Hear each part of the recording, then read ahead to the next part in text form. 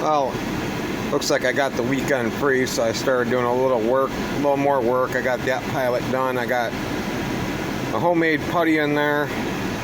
Got the homemade putty in there, so when I put my buffer plates in, it doesn't sink into the grooves. Added the drop step MU stand. In Brazil, the drop steps are welded open, so I'll just put a longer shank coupler in like I normally do. And then I think next, since I can't go to a hobby shop yet, I think I'm going to start adding antenna. I got to build a base and then put the antenna in. Then once I can get to the hobby shop, we're going to get the styrene rod to fill those little lugs in. Make the sill more profile, and then get my styrene to build my buffer plates. Well, no, the actual coupler buffer. I got styrene to build the buffer plates. I just need to build the actual coupler box. But other than that, it's coming along. No sunshades, thank God. I just got to put an array of antennas up top. And however, what I did do is, because now I got an open bag of grab irons, I have a couple SD40-2 T-2 shells.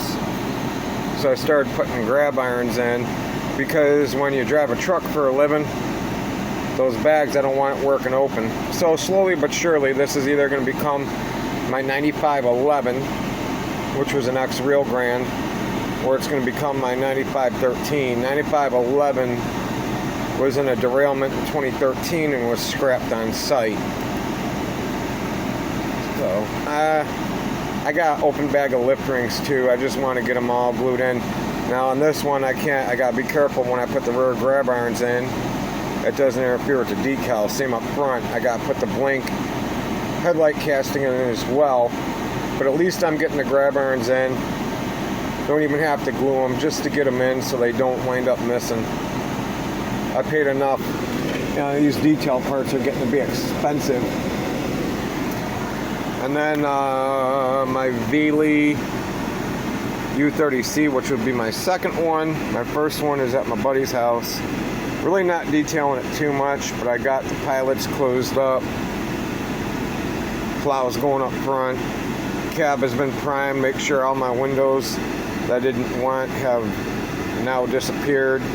Got rid of the toolbox. This truck is done. Wheels rusted. Side frames are painted. I just got to finish this truck now.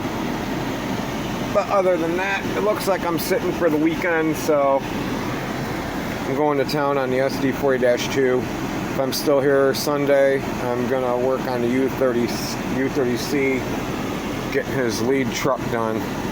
But I think what I'm going to start doing is working on this anti-climber as the pilot dries. Now the bad part is, where did it go? Let's see what we got here. I got the jumbo anti-climber. I wasn't paying attention, which I have done before, and I will just shrink them down into the smaller pilot, or smaller anti-climber. It isn't that big of a deal. But oh well, it is what it is, and I believe I got this in Minnesota. I don't go to Minnesota very often, so I'm not going to return it. I'm just going to modify it.